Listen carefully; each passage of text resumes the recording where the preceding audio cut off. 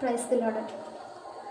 గడిచిన జనవరి నెలంతా కూడా ప్రభు తన కృపలో మనల్ని దాచి కాచి భద్రపరిచిన దేవాతి దేవునికి వందనాలు. అలాగే నూతన సంవత్సరంలో మొదటి నెలంతట్లో కాచిన దేవుడే మళ్ళా రెండవ సంవత్సరంలోనికి మమ్మల్ని ప్రవేశపెట్టుచున్నందుకు దేవునికి కృతజ్ఞతాస్తుతులు చెల్లించుకుంటున్నాను. అలాగే మీకు కూడా వందనాలండి.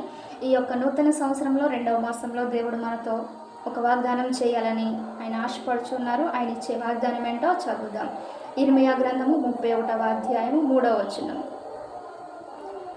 శాశ్వతమైన ప్రేమతో నిన్ను ప్రేమించుచున్నాను గనుక విడువకని ఎడల కృప చూపుచున్నాను. ఆయన శాశ్వతమైన ప్రేమతో మనల్ని ప్రేమిస్తున్నారు కాబట్టి విడవకుండా మన ఎడల కృప చూపుచున్నారు. ఆయన విడవకుండా మన ఎడల కృప చూపడానికి కారణం ఏంటంటే ఆయన శాశ్వతమైన ప్రేమతో మనల్ని ప్రేమించుచున్నారు.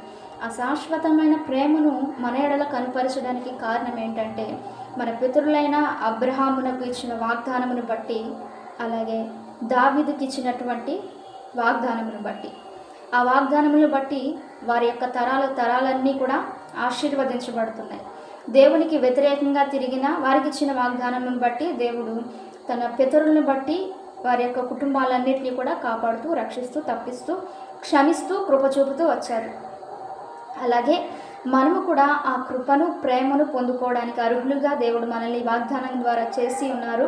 ఈ వాగ్దానం మనం సొంతం చేసుకోవాలి అంటే మనము కూడా ఆయన శాశ్వతమైన కృపను మనం పొందుకోవాలన్నా, ఆయన శాశ్వతమైన ప్రేమను మనం పొందుకోవాలన్నా ఏం చేయాలి అంటే మన యొక్క లోక ప్రయాసనంతటిని విడిచి, లోక ఆశలన్నింటినీ విడిచి, లోకం వైపు మన దృష్టి ఉండకుండా దేవుని వైపు మన దృష్టి ఉంచాలి. ఎందుకంటే మొదట ఆయన నీతిని, ఆయన రాజ్యాన్ని వెతకమని దేవుని వాక్యం సెలవిస్తుంది. అప్పుడన్నీ మనకు ఏదైతే కావాలో అవన్నీ కూడా దేవుడే అనుగ్రహిస్తాడు. తల్లిదండ్రులకు తెలుసు పిల్లల యొక్క అవసరత ఏంటో, అలాగే సమస్త మానవాళి యొక్క అవసరత ఏంటో ఆయనకు తెలుసు. మనం అడిగినా అడగకపోయినా సమస్తాన్ని సమకూర్చి మనల్ని ముందుకు నడిపించే దేవుడు. కాబట్టి ఆయన ప్రేమ ఎల్లప్పుడూ మన మీద ఉంటుంది.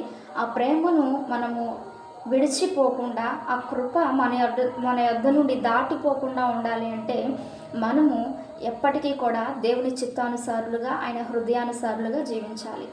దావీదు దేవుని యొక్క చిత్తానుసారంగా, ఆయన హృదయానుసారంగా జీవించారు. అబ్రహాము తన యొక్క స్వదేశాన్ని, సొంత జనులందరినీ విడిచిపెట్టి దేవుని యందు పూర్ణ విశ్వాసంతో ఆయన ఇచ్చేదాన్ని ఖచ్చితంగా నెరవేరుస్తారని సమస్తాన్ని విడిచిపెట్టి దేవుణ్ణి వెంబడించారు. అలాగే మనం కూడా లోకంలో ఉన్న ఆశలన్నింటినీ విడిచిపెట్టాలి. ఎందుకంటే లోకము దాని ఆశ గతించిపోతాయి. కాబట్టి వాటన్నిటిని విడిచి దేవుని వెంబడించండి. ఖచ్చితంగా ఈ వాగ్దానం మన సొంతం అవుతుంది. Praise the Lord. Thank you.